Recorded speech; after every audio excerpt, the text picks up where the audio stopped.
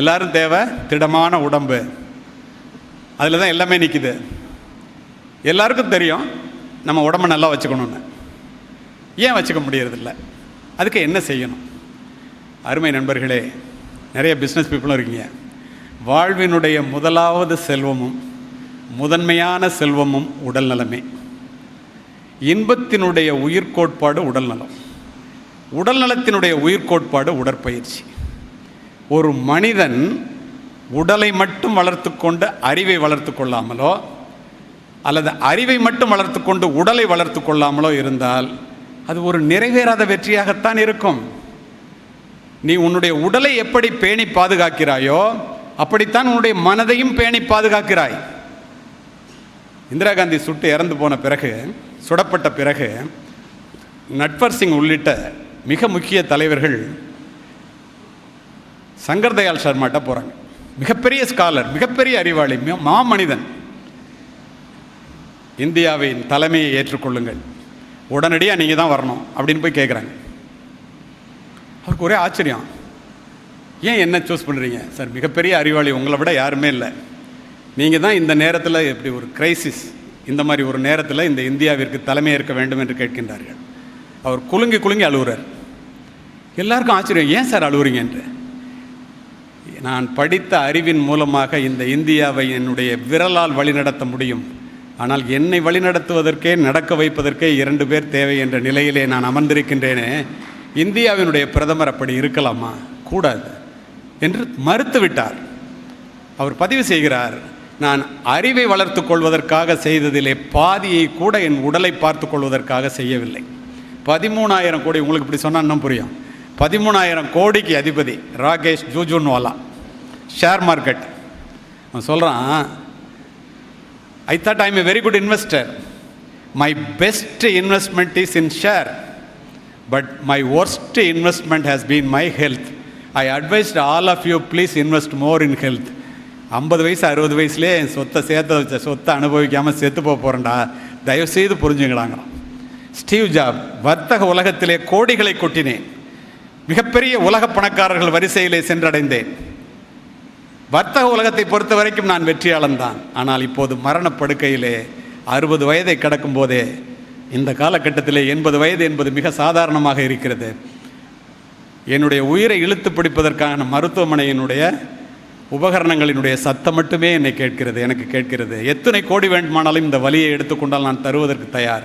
ஆனால் நான் வாழ்க்கையிலே தோற்று போய்விட்டேன். காரணம், என்னுடைய உடலை பாதுகாக்கவில்லை. நண்பர்களே, செல்வத்தை சேர்ப்பதற்காக ஓடி ஓடி உழைத்து ஓய்ந்து உட்காரும் போது தான் தெரிகிறது உண்மையான செல்வம் என்பதே நாம் இழந்த ஆரோக்கியம்தான் என்று. யோசித்து பாருங்கள், உண்மையா இல்லையான்னு. ஆரோக்கியத்தை தேடுகின்ற இடம் மருத்துவமனை அல்ல. நான் ஒரு மருத்துவமனைக்கு சொந்தக்காரன். ஆரோக்கியத்தை தேடுகின்ற இடம் மருத்துவமனை அல்ல. டாக்டருக்கு வந்திருக்காருங்க. மைதானம்தான் ஆரோக்கியத்தை தேடுகின்ற இடம். ஒருவன் மைதானத்திற்கு நேரம் செலவு செய்யவில்லை என்றால் நிச்சயமாக அவன் மருத்துவமனைக்கு நேரம் ஒதுக்கியே ஆக வேண்டும். இது எழுதாத சட்டம். ஒரு வாரத்திற்கு முன்னால் ஒபிசிட்டி பற்றி பேசுகிறதுக்கு டாக்டர்ஸ் கான்ஃபரன்ஸ் IMAலேருந்து கூப்பிட்டுருந்தாங்க. நான் போய் பேச போயிருந்தேன். அப்போ நான் சொன்னேன், exercise is the shortest route to கிரேவ்யார்டுன்னு. ஒரு டாக்டர் எந்திரிச்சு என்கிட்ட கேட்டார், எக்ஸசைஸ் லாங்கஸ்ட் ரூட்டில் எக்ஸசைஸ் பண்ணால் ரொம்ப நாளைக்கு உயிரோடு இருக்கலாம், நீங்கள் அதை ஷார்ட்டஸ்ட் ரூட் டு கிரேவ்யார்டுன்னு சொல்கிறீங்களேன்னு கேட்டார். நான் சொன்னேன், அப்படி இல்லைங்க, எக்ஸசைஸ் பண்ணிகிட்டு இருக்கிறவன் ஐயா உட்கார்ந்தாரு, அப்படியே செத்து போயிட்டார், படுத்தார், எந்திரிக்கல, எந்த விதமான கஷ்டம் இல்லாமல் செத்து போயிட்டான், நேராக சுடுகாட்டுக்கு போயிடுவான். எக்ஸசைஸ் பண்ணாதவன் உங்கள் ஆஸ்பத்திரிக்கு விரலை வெட்டலாமா காலை வெட்டலாமான்னு சொல்லி ஆஸ்பத்திரி வழியாக தான் சுடுகாட்டுக்கு போவான். அதனால அது லாங்கஸ்ட் ரூட்டியானா. எல்லா டாக்டரும் இதான் பண்ணாங்க. இதை எதுக்கு சொல்கிறேன்னா, அந்த அளவிற்கு ஒரு வாரத்துக்கு 168 மணி நேரங்க. ஒரு நாளைக்கு 1 மணி நேரத்தை பொதுவாக நான் பேசி விடுகிறேன். நீங்கள் எதுவெல்லாம் உங்களுக்கு தேவையோ, யாருக்கு தேவையோ அதை எடுத்துக்கொள்ளுங்கள். 168 மணி நேரத்தில் 1 மணி நேரம் ஒரு நாளைக்குன்னா ஒரு வாரத்துக்கு 7 மணி நேரம். மீதமுள்ள 161 மணி நேரம் உங்களுக்கு உத்தரவாதம். இவ்வளோவெல்லாம் சொன்னதுக்கப்புறமா நான் ரொம்ப பிஸியாக இருக்கேன், எனக்கு அதுக்கெல்லாம் நேரம் இல்லை, எனக்கு பயங்கர பிஸி அப்படின்னு சொன்னால், ஈரோட்டிலேருந்து மெட்ராஸுக்கு ரொம்ப அவசரமான வேலையாக போகிறேன், காருக்கு பெட்ரோல் போடுறதுக்கு நேரம் இல்லை, அவ்வளோ அவசரம்ட்டு போனால் எப்படி உங்களுடைய பயணம், சென்னை பயணம் பாதியிலேயே தடைப்பட்டு போய்விடுமோ? நீங்கள் உடற்பயிற்சிக்கு நேரத்தை ஒதுக்கவில்லை என்றால் நண்பர்களே, நம்முடைய வாழ்க்கை பயணம் பாதியிலேயே போய்விடும். இதில் எந்த விதமான மாற்று கருத்துக்கும் இடமில்லை. அப்படி அற்புதமான இந்த உடம்புக்கு ஒரு நாளைக்கு 1 மணி நேரம் ஒதுக்கலைன்னா நம்ம எதுக்கு நினச்சி பாருங்க. நான் சொல்வது சத்தியம். 70 வயதை கடந்து தினம் 7 கிலோமீட்டர் ஓடிட்டு இருக்கிற ஒருத்தன் உங்கள்கிட்ட சொல்கிறேன், செய்வதை சொல்லுவதையும் சொல்லுக்கும் செயலுக்கும் வித்தியாசம் இல்லாமல் வாழ்பவர்கள் சொல்லுவதை இந்த சமூகம் கேட்கிறது. வார்த்தைக்கும் வாழ்க்கைக்கும் வித்தியாசம் இல்லாமல் வாழ்பவர்கள் சொல்லுவதை இந்த சமூகம் கேட்கிறது. இதை எதற்காக சொல்லுகிறேன் என்றால் எனக்காக அல்ல, உங்களுக்காக பதிவு செய்கின்றேன். உடலில் உறுதி உடையவரே உலகில் இன்பம் உடையவராம். இடமும் பொருளும் நோயாளிக்கு இனிய வாழ்வு தந்திடுமோ? சுத்தமுள்ள இடமெல்லாம் சுகமும் உண்டு, நீ அதனை நித்தம் நித்தம் பேணுவையில் நீண்ட ஆயுள் பெறுவாயே. காலை மாலை உலாவி தினம் காற்று வாங்கி வருவோரின் காலை தொட்டு கும்பிட்டு காலன் ஓடி போவானே. காலன்னா யமன்.